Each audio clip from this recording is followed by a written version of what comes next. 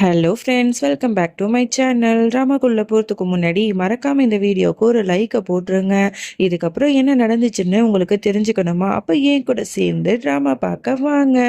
Drama உலகத்துக்குள்ளே போகலாம்.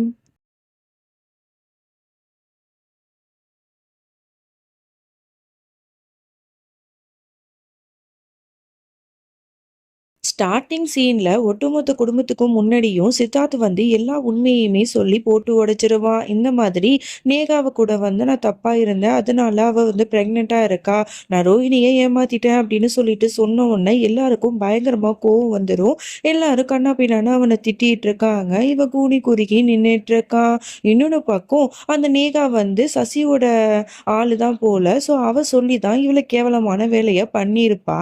So அப்பதான் வந்து சசி வந்து எல்லாத்தையும் சொல்லிட்டு இருக்கா, இந்த பாரு நேகா, சித்தார்த்த வந்து உனக்கு ரொம்ப பிடிக்கும்ல, அதனால தான் உன் கூட வந்து அவரை சேர்த்து வைக்கணுங்கிறதுனால இந்த மாதிரி நீ வந்து நடி அப்படின்னு நான் சொன்னேன். இப்ப பாரு அந்த ரோகிணியும் இறந்து போயிட்டா. இனிமே வந்து சித்தார்த்த வந்து யாருமே உன்கிட்ட பிரிக்க முடியாது.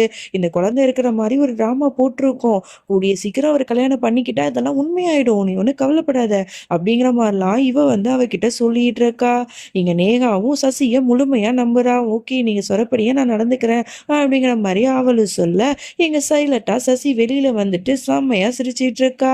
எவ்வளவு சந்தோஷமா இருக்கு. இந்த பரத்வாஜ் குடும்பத்தை பழி வாங்கறதுக்கு எனக்கு இது சரியான வாய்ப்பா அமைஞ்சதுனால தான் நான் வந்து இவளை வந்து யூஸ் பண்ணிக்கிட்டேன். இந்த ரோகிணி என்னெல்லாம் ஆட்ட ஆடி என்னை வந்து இந்த பரத்வாஜ் வீட்டுல இருந்து வெளில துரத்துனா, இப்ப அவளையும் சித்தார்த்தையுமே நிரந்தரமா பிரிச்சுட்டேன் அப்படின்னு சொல்லிட்டு சிரிச்சிட்டு இருக்கா. அப்பதான் வந்து என்ன நடந்துச்சு, இவ எப்படி நேகாவை மீட் பண்ணா அப்படின்னு சொல்லிட்டு காட்டுறாங்க. இந்த மாதிரி ரோஹிணியும் சித்தார்த்தும் வந்து ரொம்ப எமோஷ்னலா பேசிட்டு இருப்பாங்க. அப்ப நேகா கிட்டேருந்து கால் வந்திருக்கும். உடனே நேகாவை பார்க்கறதுக்காக சித்தார்த் போயிருப்பான் அவளோட வீட்டுக்கு. அந்த நேரத்துல சசி அவனை ஃபாலோ பண்ணிட்டு போயிருப்பா. அப்பதான் அவளுக்கு தெரிய வந்திருக்கும், நேகாக்கு வந்து சித்தார்த் மேல இன்ட்ரெஸ்ட் இருக்கு அப்படின்னு சொல்லிட்டு. உடனே அவகிட்ட தனியா போய் பேசுறா. என்ன உனக்கு சித்தார்த் ரொம்ப பிடிச்சிருக்கா அப்படின்னு சொல்லிட்டு. ஆமா, ஆனா அவருக்கு தான் கல்யாணம் ஆயிடுச்சு அப்படின்னு சொல்ல, நீ வேற, அந்த ரோகிணி இருக்கால, அவ வந்து சித்தார்த்தை ரொம்ப கஷ்டப்படுத்திட்டு இருக்கா, அதனால நீ ஒன்றும் கவலைப்படாத, சித்தார்த்தை நீ அடையிறதுக்கு நான் உனக்கு ஹெல்ப் பண்றேன், ஃபர்ஸ்ட் இந்த சோடாபுட்டி கண்ணாடி எல்லாத்தையும் மாத்தி அழகா மாறு அப்படின்னு சொல்லிட்டுலாம் சொல்லியிருப்பா. அதுக்கப்புறம் தான் நிறைய ட்ரிங்க்ஸ் அவனுக்கு ஊத்தி கொடுத்து இந்த மாதிரி ஒண்ணு மண்ணா இருந்த மாதிரி அவர்கிட்ட போய் சொல்லு அப்படின்னு சொல்லியிருப்பா. இன்னொன்னு பக்கம் சீமா கரெக்டா கார்ல வந்துட்டு இருக்கும் போது அவளுக்கு நேராவே வந்து தற்கொலை பண்ணிக்கிற மாதிரி ஆக்டிங் பண்ணு அப்படின்னு சொன்னது எல்லாமே இவளோட மாஸ்டர் பிளான் தான்.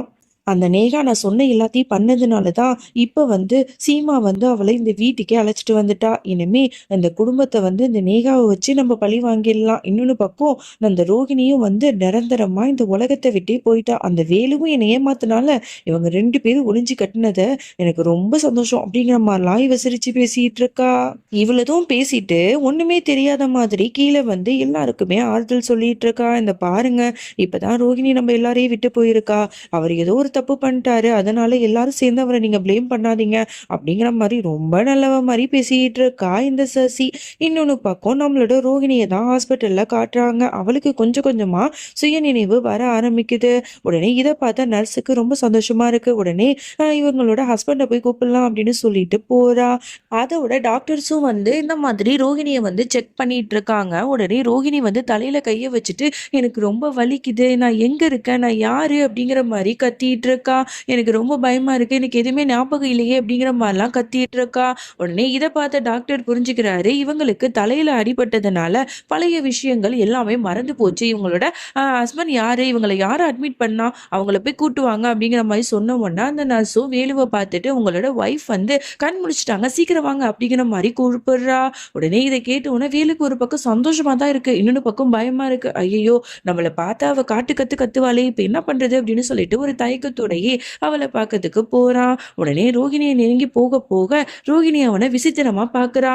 ஆமா, இந்த ஆளு யாரு, எனக்கு எதுவுமே ஞாபகம் இல்லை, எனக்கு ரொம்ப பயமா இருக்கு அப்படிங்கிற மாதிரி சொல்றான். ரோகிணி என்னமாச்சு அப்படிங்கிற மாதிரி அவனும் கேரிங்கா பேசுறான். நீ ஃபர்ஸ்ட் யாரு, என்னை விட்டு நவந்து போ அப்படிங்கிற மாதிரிலாம் சொல்லிட்டு இருக்கா. உடனே அவனுக்கு ஒண்ணுமே புரியல, இவ எதுக்கு இப்படி பைத்தியக்காரி மாதிரி நடந்துக்கிறா அப்படிங்கிற மாதிரி யோசிக்க உடனே நர்ஸு சொல்றாங்க, இந்த மாதிரி பழைய விஷயம் மறந்துருச்சுன்னு. அதை சொன்ன உடனே தான் அவனுக்கே வந்து பெருமூச்சு வருது. அப்பாடா அப்படின்னு சொல்லிட்டு விட்டு தனியா போய் உட்கார்ந்துட்டு இருக்கான். என்னடா இது? இந்த மாதிரி இவளுக்கு பழைய விஷயம்லாம் மறந்துருச்சா? இப்ப என்ன பண்றது? அப்படின்னு யோசிச்சவன் அப்புறம் வில்லத்தனமா சிரிக்க ஆரம்பிச்சிடுறான். நல்லதுதான். இப்ப பழைய விஷயம்லாம் மறந்ததுனால அவ வந்து ஒரு புது மனுஷியா ஆயிட்டா. இப்ப அவகிட்ட நான் எது சொல்றேனோ அதுதான் அவ உண்மைன்னு நம்பியாகணும்.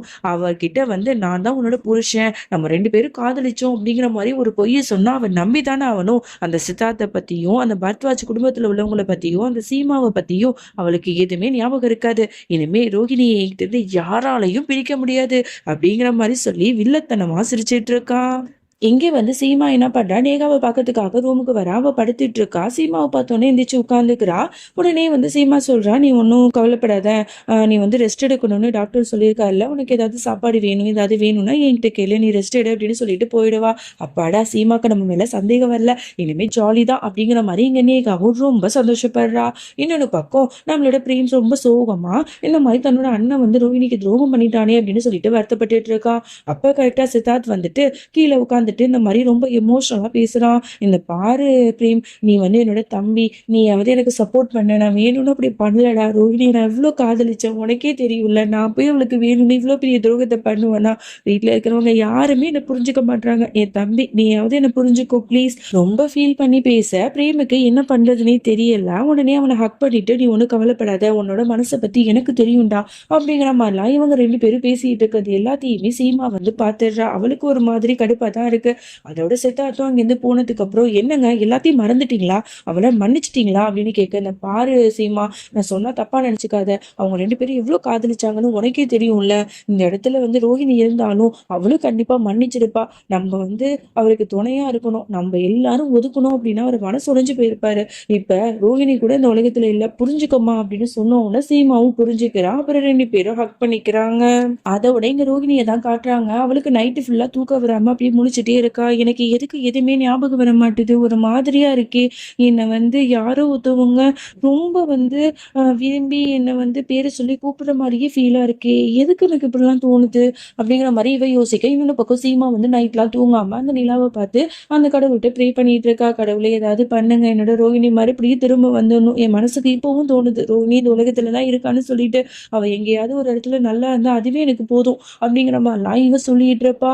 அதோட இங்க நர்ஸ் வந்து ரோஹிணியோட தலையெல்லாம் வந்து வாரி விட்டுட்டு இருப்பா. அப்போ வந்து அவளுக்கு ஒரு மாதிரி வந்து ஃபீல் ஆகுது. ஒரு பிளர் ஆன மாதிரி ஒரு பிளாஷ்பேக் வருது. சீமாவும் ரோஹிணியும் ஒன்னா வந்து எழுந்திருப்பாங்க. சீமா வந்து அவளுக்கு தலை பின்னி விட்டுருப்பாள். அதெல்லாம் நினைச்சு பார்த்துட்டு, அக்கா சீமா அக்கா அப்படிங்கிற மாதிரி கூப்பிடுறா. உடனே நர்ஸ் வந்து என்ன சீமாவா அப்படிங்கிற மாதிரி சொல்ல, இல்ல எனக்கு வந்து இப்ப ஏதோ ஒண்ணு ஞாபகம் வந்துச்சு, எனக்கு வந்து அக்கா இருக்காங்களா என்ன அப்படின்னு கேட்க, எனக்கு என்னமா தெரியும், உனக்கு தானே தெரியும் அப்படிங்கிற மாதிரி அவங்க சொல்ல, இவளுக்கு ரொம்பவே குழப்பமா இருக்கு, என்ன நடக்குது இங்க அப்படின்னு சொல்லிட்டு. இன்னொரு பக்கம் சித்தார்த் வந்து ரோஹிணியோட போட்டோவை பார்த்து அவங்க 2 பேரும் ஒன்னா அந்த எல்லா மெமரிஸையுமே நினைச்சு பார்த்துட்டு அந்த இடத்துலயே உட்காந்து அழுதுட்டு இருக்கான். அப்ப கரெக்டா நேகா வந்து கச்சிஃபை எடுத்துட்டு வந்துட்டு, அழாதீங்க அப்படின்னு சொல்லிட்டு ஆறுதல் சொல்லிட்டு இருக்கா. உடனே அவன் சொல்றான், இந்த பாரு நேகா, நான் வந்து உன்னை வந்து என்னோட ரெஸ்பான்சிபிலிட்டியா தான் ஏத்துக்கிறேன், ஆனா தயவு செஞ்சு நீ நெருங்கி வரணும், உன்கிட்ட அன்பு காட்டணும் அப்படின்னு சொல்லிட்டு எதிர்பார்க்காத, என்னை விட்டு நீ கொஞ்சம் தள்ளியே இரு, எனக்கு வந்து ரோஹிணியை தவிர என் மனசுல யாரும் இல்லை அப்படிங்கிற மாதிரிலாம் இவன் சொல்லுவான். இதெல்லாம் கேட்கும் போது இந்த மாதிரி நேகாக்கு காண்டாவும், என்னடா அது, இந்த ரோஹிணி இந்த உலகத்தை விட்டு போனதுக்கு அப்புறமும் சித்தார்த் வந்து நீ நெருங்க மாட்டாரே அப்படிங்கிற மாதிரிலாம் யோசிச்சுட்டு இருக்கா. அதோட இந்த பாட்டை நம்ம முடிச்சுக்கலாம். அதுக்கப்புறம் என்ன நடந்துச்சு அப்படின்னு சொல்லிட்டு நம்ம நாளைக்கு பார்க்கலாம். இந்த எபிசோடு எப்படி இருந்துச்சுன்னு சொல்லிட்டு மறக்காம கீழே கமெண்ட் பண்ணுங்க. அது வரைக்கும் என்னோட காத்திருங்கள். பாய்.